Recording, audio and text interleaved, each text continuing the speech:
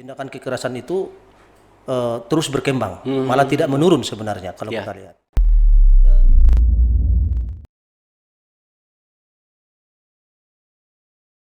Saleh Suramantamai, jumpa kembali di Surat Radio Podcast di segmentasi Mabijak. Mari bicara kebijakan. Sebelum kita masuk ke perbincangan kita kali ini, kami himbau kembali kepada Saleh Suramantamai yang baru bergabung di channel ini untuk subscribe dan juga jangan lupa like and share bila nanti konten ini bisa bermanfaat buat yang lain. Dan tentu Saleh Suramantamai juga boleh memberikan masukan, kritik, dan saran sangat kami butuhkan untuk perbaikan konten ini lebih lanjut. Dan jangan lupa Saleh Suramantamai, follow kita di Spotify, di Anchor, dan di Google Podcast-nya kita, dan lain sebagainya.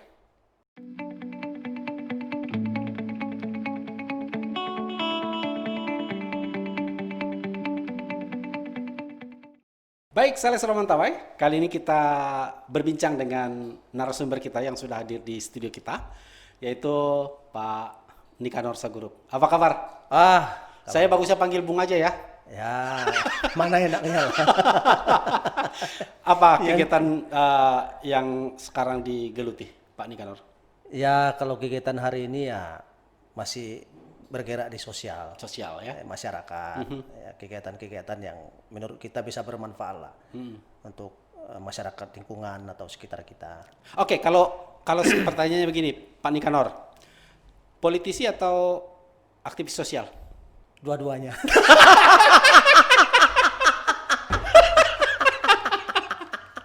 Itu langsung saja kalau kita bicara dengan politisi. Ya, karena itu sejalan. Sejalan, antara politis dengan sosial itu sebenarnya sejalan. Artinya kegiatan sosial pun kita lakukan itu sudah bagian daripada politis. Ya, artinya tapi politisnya yang santun, yang bermartabat. Tapi bagaimana juga melihat kondisi sosial dan lain sebagainya untuk diperjuangkan secara politik ya. Ya, itu sudah menjadi tugas pokok lah itu ya. Oke, Bung Nikanor. Ya. Saya tahu Anda itu banyak sekali kegiatan-kegiatan yang Anda lakukan di baik di sosial, politik dan lain sebagainya. Tetapi yang sangat baru-baru ini menjadi isu yang hangat ya. Adalah kekerasan terhadap perempuan dan anak. Ini dalam konteks Mentawai, ini kan trennya sebenarnya walaupun mungkin baru-baru ini akan turun, tapi sebenarnya kalau dilihat trennya ini naik. Kira-kira menurut Bung Nikanor, apa yang sebenarnya menyebabkan ini terjadi? Iya, baik. Pertama tentu kita sangat prihatin ya persoalan kekerasan pada perempuan dan anak yang baru-baru ini yang kita lihat, dan itu saya kira tidak hanya di daerah kita di Mentawai, secara nasional, secara umum tindakan kekerasan itu terus berkembang, malah tidak menurun sebenarnya kalau kita lihat. Yang saya lihat ada 4 faktor. 4 faktor yang membuat terjadinya kekerasan kepada pada anak, perempuan dan anak. Pertama itu lingkungan. Yang kedua itu pendidikan. Yang kemudian berikutnya kemiskinan. Lalu yang kemudian stres, faktor stres. Jadi 4 faktor ini sangat kuat mempengaruhi terjadinya tindakan kekerasan. Tapi dominan di mana? Saya kira itu ada dua. Yang saya lihat, yang saya amati, yang dalam perkembangannya. Pertama itu pendidikan dan kemiskinan. Itu pendidikan. Oke, tapi saya tahu bahwa Bung Nikanor itu aktif sebenarnya untuk melihat isu ini dan mulai melakukan gerakan-gerakan termasuk di organisasi yang namanya KAPAK, Koalisi Anti Kekerasan Terhadap Perempuan dan Anak. Apa sih yang mendasari teman-teman KAPAK untuk mencoba konsen di isu kekerasan terhadap perempuan dan anak ini? Itu salah satunya itu keprihatinan kita, keterpanggilan hati kita melihat persoalan-persoalan kekerasan yang baru-baru terjadi ini. Sehingga itu memunculkan gerakan kita. Ini tidak boleh kita biarkan. Prinsipnya sebenarnya pada saat itu kita munculkan gerakan melalui KAPAK itu tangan yang harus turun dan hati yang melayani. Sehingga kalau itu kita bisa simpulkan atas keprihatinan yang terjadi kekerasan itu pada perempuan dan anak maupun seksual yang terjadi yang marak beberapa bulan terakhir ini, tentu sekali lagi saya sangat prihatin dan itu tidak boleh dibiarkan, khususnya bisa kita katakan secara umum di daerah kita, karena itu tidak baik. Ya. Karena kalau itu terjadi maka akan terjadi peningkatan kriminal. Ya, generasi penerus yang pasti akan mengikuti perkembangan, apalagi sekarang pengaruh konten juga kuat. Ya, berbicara soal IT, berbicara soal misalnya melalui handphone saja. Betul. Anak-anak sekarang sudah sangat kuat mempengaruhi ya kondisi sekarang, apalagi kondisi COVID. Nah, tentu anak ini kalau dibiarkan misalnya proses belajarnya tidak bagus, maka pasti dia akan menggunakan gadget, HP. Betul. Maka lingkungan juga salah satu yang tadi saya sampaikan itu cukup kuat juga mempengaruhi. Oke, tapi bicara ini mungkin faktor-faktor yang mendukung itu terjadi, tapi menurut Bung Nikanor, kira-kira bagaimana mengatasi ini supaya jumlahnya tidak naik, ya tidak mestilah 0, mungkin kita terlalu jauh, tapi bagaimana ini bisa berkurang dari faktor-faktor tadi, apa yang harus dilakukan sebenarnya? Ya, baik. Yang pertama tentu yang harus kita lakukan di semua elemen lah, secara keseluruhan kita sampaikan, tentu pertama harus ada edukasi. Yang tadi yang tentu saya sampaikan, kuncinya pendidikan, lingkungan itu. Di lingkungan itu keluarga itu sendiri harus mampu memberikan perlindungan kepada anak.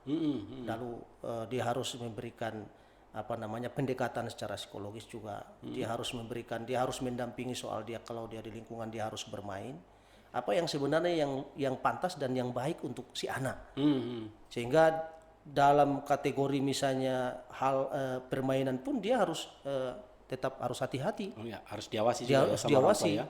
Lalu, tapi kalau dari sisi edukasi, kalau kita masuk ke dunia pendidikan formal ya maksud saya, kira-kira apa yang terpikir oleh Bung Nikanor supaya ini juga trennya bisa turun, tapi melalui pendidikan? Antara sekolah dengan orang tua, mereka harus bersinergi, artinya harus bekerja sama. Karena di sekolah itu sebenarnya kita bisa pastikan bisa kita kategorikan misalnya hanya 10% lah dalam rangka untuk memberikan pendidikan, pendampingan kepada anak. Paling dia hanya diisi oleh ilmu-ilmu pengetahuan. Tetapi di rumah ada orang tua yang menjadi guru dan menjadi teladan bagi si anak, itulah kuncinya. Berarti pendidikan di rumah tangga juga, ya. Di rumah tangga itu dia harus lebih kuat daripada kita berbicara soal misalnya di formal, di sekolah dia harus banyak belajar. Makanya tadi saya sampaikan akses dua ini dia harus sejalan. Antara pendidikan yang ada di rumah maupun yang ada di sekolah. Dari sisi teknologi gimana menurut Bung Nikanor? Ya, kalau sisi teknologi tentu sekali lagi harus ada edukasi. Artinya siapapun boleh menggunakan teknologi. Orang tua manapun harus mampu memperkenalkan bahwa ini adalah alat komunikasi. Ini laptop sebagai alat untuk belajar. Tetapi tentu harus dibatasi. Harus dibatasi bahwa tugas kamu hari ini belajar hanya sampai di sini. Tapi boleh mengenal soal teknologi, tidak boleh kita abaikan karena juga teknologi kan berkembang terus. Betul. Apalagi sekarang kan kondisi modern sekarang ini teknologi sangat penting sekali. Oleh karena itu dia harus diberikan juga pemahaman kepada anaknya. Artinya harus ada komitmen antara orang tua dengan anak dalam rangka penggunaan IT juga itu harus jelas. Kalau tidak dibiarkan, maka anaknya juga pasti bisa 24 jam atau satu harian untuk membuka HP-nya atau tabletnya, gadgetnya, dan itu tidak siapa yang bisa membatasi dia. Apapun dia bisa dibuka, apalagi sekarang sangat gampang membuka YouTube. Begitu kita membuka YouTube sudah terlihat. Kecuali dia buka YouTube-nya podcast Radio Surak ya. Mungkin agak berbeda.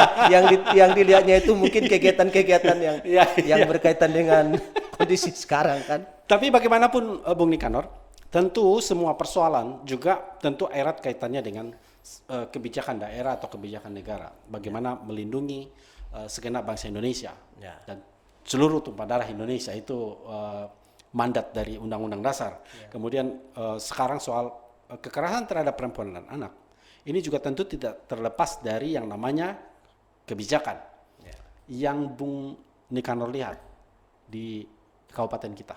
Bagaimana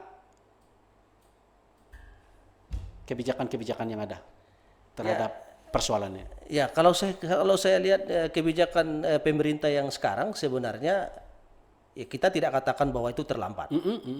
Ya kan? Kita tidak terlambat. Hanya mungkin karena belum serius. Kita itu masih anggap sebelah mata yang berkaitan dengan persoalan-persoalan sehingga memunculkan tindakan kekerasan ya kan kepada anak-anak yang sekali lagi kita lihat sekarang yang sangat marak ya kekerasan pada perempuan dan anak itu. Artinya yang tadi saya sampaikan ketika ada keputusan atau kebijakan yang diambil oleh pemerintah yang berkaitan dengan dunia pendidikan sekali lagi dia harus mampu bergerak cepat, dia harus mampu memberikan pemahaman kepada anak-anak sehingga dunia pendidikan itu juga menjadi bagian yang menjadi kekuatan anak itu sendiri sehingga ketika pemerintah mengambil satu keputusan jelas keberpihakannya kepada masyarakat maupun korban jangan diabaikan. Oke, kalau kondisi sekarang kebijakan seperti apa sih yang harus diambil atau harus dirumuskan atau diputuskan oleh pemerintah untuk paling tidak ini sebagai antisipasi kasus-kasus yang seperti ini? Ya, pertama tentu ketika itu terdengar di pemerintahan bahwa ada kasus-kasus ini, ya mungkin melalui lembaga masyarakat ataupun itu pemerintah sendiri, dia harus mempersiapkan wadah yang tepat, yang baik. Pertama dia secara misalnya pendampingan kepada si korban maupun pelaku. Sehingga kalau itu dilakukan sejalan dengan program pemerintah, ketika dia melakukan itu saya kira bisa teratasi, bisa mengurangi lah. Apalagi misalnya secara holistik, secara keseluruhan dia mampu membuka akses. Tapi perda untuk perlindungan terhadap perempuan dan anak sudah ada? Sepertinya belum ada ya. Belum ada. Jadi artinya ini kan PR besar. Ya itu kawan-kawan kita lah nanti yang mungkin yang akan bekerja, tapi juga tidak lepas dari kita juga. Bisa juga memberikan masukan saran kepada pemerintah, mungkin secara rekomendasi ya melalui salah satu organisasi misalnya yang sekarang KAPA misalnya. Ada poin-poin yang kita sampaikan ke pemerintah, lalu itu bisa mereka rumuskan apa yang tepat dalam rangka untuk mengurangi persoalan-persoalan yang terjadi selama ini. Karena mereka misalnya kalau itu dibiarkan berarti kita membiarkan kerusakan generasi. Untuk generasi yang akan terus akan berkembang membangun daerah kita Kabupaten Kepulauan Mentawai secara umum tentunya. Oke. Melihat beberapa kasus Bung Nikanor. Ini kan pasti ada penanganan oleh penegak hukum. Ya. Apa yang Bung Nikanor lihat penanganan secara hukum dari pelaku-pelaku yang ada selama ini? Bagaimana Bung Nikanor melihatnya? Ya, pertama tentu penegakan hukum harus mampu. Ya, harus mampu mengambil keputusan bahwa ketika ada pelaku yang sudah ditetapkan sebagai tersangka, proses hukum harus jalan. Ya kan, apakah itu melalui pemerintahan misalnya Polres kita sampai ke pengadilan sehingga ada keputusan yang tetap bahwa ternyata ini harus dilakukan sebuah keputusan supaya ada efek jera. Lalu kemudian kalaupun itu secara umum dia harus diambil secara keputusan-keputusan hukum yang membuat efek jera, secara budaya juga, adat kita juga, kearifan lokal juga itu juga harus dilakukan. Tapi yang sering terjadi kan kalau kita bisa lihat beberapa kasus gitu selesai di proses adat. Ya, secara hukum nasionalnya sebenarnya banyak yang jadi tidak sampai. Ya saya kira itu menjadi tugas kita ya, menjadi tugas kita, menjadi tanggung jawab kita, bagaimana kita mendesak, mendorong ya pihak aparat supaya kasus ini jangan digantung. Misalnya kalau misalnya persoalannya itu secara adat bisa selesai, tetapi secara hukum umum misalnya sampai di pengadilan prosesnya harus tetap jalan. Ya, saya teringat dengan kasus MS. Ya. Yang saya tahu bahwa teman-teman di Kapak itu selalu mempertanyakan ini sudah sampai seperti apa dan kan ini tidak ditahan. Ya. Sementara mungkin yang lain kira-kira ini apa yang terjadi sebenarnya, Bung Nikanor? Ya ini saya kira kita dari Kapak itu sudah sudah bergerak, sudah membangun komunikasi, bahkan jejaring kita juga sudah kita bangun. Misalnya dari organisasi Kapak sampai dia ke ke masyarakat, itu sebenarnya sudah ada komitmen ya bagaimana itu bisa proses hukum kepada pelaku yang selama ini kita train namanya MS ya supaya dia jangan dibiarkan ya. Tapi pada kenyataannya kondisinya sekarang kita lihat pergerakannya belum misalnya, dan itu kita sayangkan sebenarnya. Nah, tetapi kita juga tidak akan berdiam diri.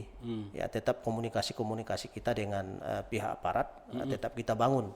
Kalaupun selama ini sepertinya tidak ada pergerakan, kita dorong bahwa kasus ini jangan dibiarkan. Karena kasus ini adalah kasus pelecehan. Kalau ini kita biarkan berarti kita menutup mata, kita membiarkan soal bahwa ini ya udah biarin aja. Ya, tapi sekali lagi kita tidak berdiam diri.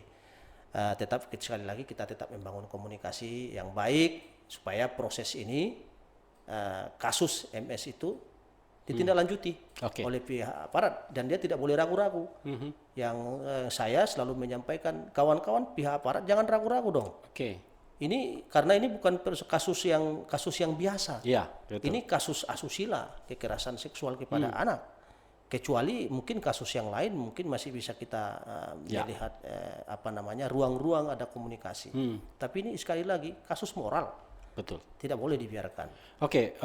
Bung Nikanor, ini kan kalau kita lihat dari munculnya Kapak, munculnya Kapak koalisi anti kekerasan terhadap perempuan dan anak ini sejak awal menyuarakan persoalan ini menjadi persoalan yang memang betul-betul perlu perhatian dari semua pihak. Dan apa yang Bung Nikanor lihat perubahan-perubahan di tingkat pemerintah kita dalam penanganan kasus-kasus seperti ini?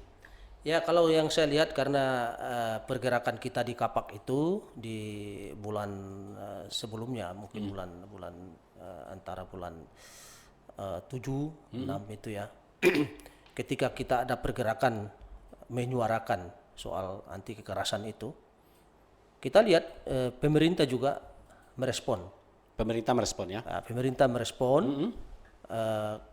Sekali lagi kita tidak katakan bahwa itu terlambat. Ya, mereka merespon. Lalu kita juga sudah membangun audiensi, ya kan, baik itu pemerintah daerah maupun lembaga legislatif.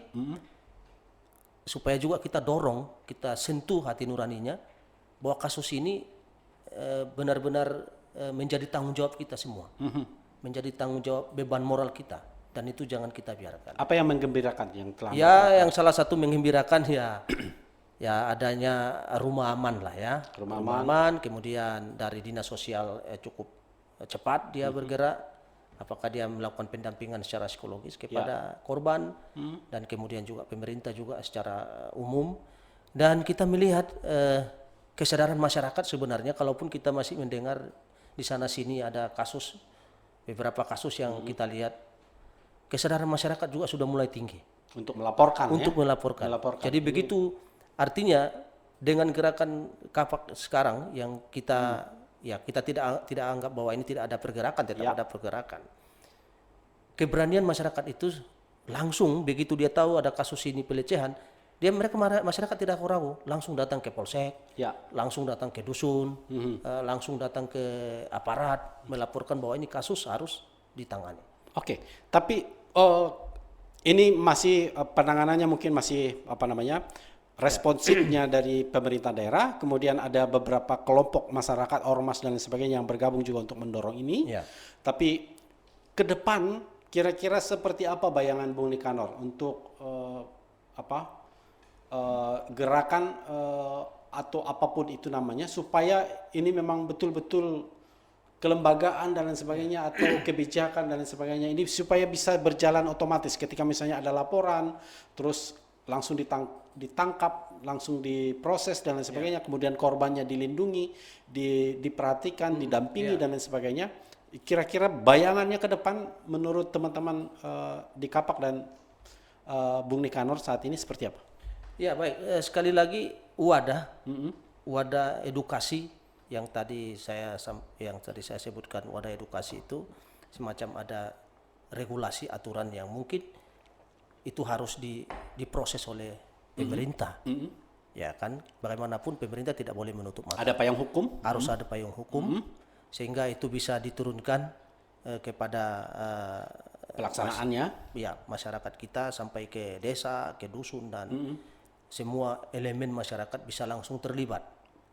Dalam rangka untuk menyampaikan bahwa ini sangat penting. Nah, kalau itu dilakukan, kemudian pemerintah bergerak cepat, lalu disasar dia ke dunia pendidikan, saya yakin mungkin 5 tahun ke depan, kesadaran itu yang tadi saya sampaikan, kesadaran masyarakat kita, baik itu tokoh masyarakat, maupun dia tokoh agama, maupun dia generasi atau siapapun yang bergerak di sosial, ketika kasus-kasus pelecehan seksual itu akan memunculkan keprihatinan yang besar, sehingga kita bisa menciptakan generasi-generasi yang muda, yang sangat cerdas, yang sangat kuat, yang punya pengetahuan yang baik, dan masa depan mereka bisa terjamin. Punya moral juga ya? Kalau punya moral itu sangat penting itu. Ya, Bung Nikanor, saya tahu kalau bicara soal kekerasan terhadap perempuan dan anak, itu memang sudah banyak yang menggerakkan ini, tapi gerakan dari Kapak ini sangat cukup memberikan warna tersendiri di Mentawai. Dan tentu apa sih yang menjadi kekuatan dari Kapak ini, Bung Nikanor? Ya, kalau sampai hari ini harus kita akui kekuatan kita hanya kebersamaan. Misalnya misalnya ada beberapa kelompok yang tergabung dalam wadah, itulah yang menjadi kekuatannya. Jadi terdiri dari banyak ormas. Ada mungkin dengan adanya ormas-ormas yang tergabung, yang melibatkan diri, ternyata kita bisa sevisi sejalan, itu menjadi satu kekuatan. Untuk melihat persoalan yang terjadi, misalnya pelecehan seksual dan kekerasan. Sehingga ke depan kebersamaan, kekompakan kita itu juga sekali lagi menjadi modal. Kalaupun nanti kita akan mempersiapkan misalnya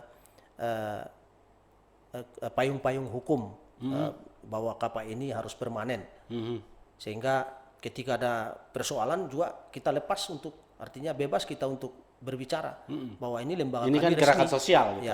Bahwa lembaga kami ini LSM kami ini misalnya resmi dan tidak perlu ragu-ragu untuk kita untuk bergerak.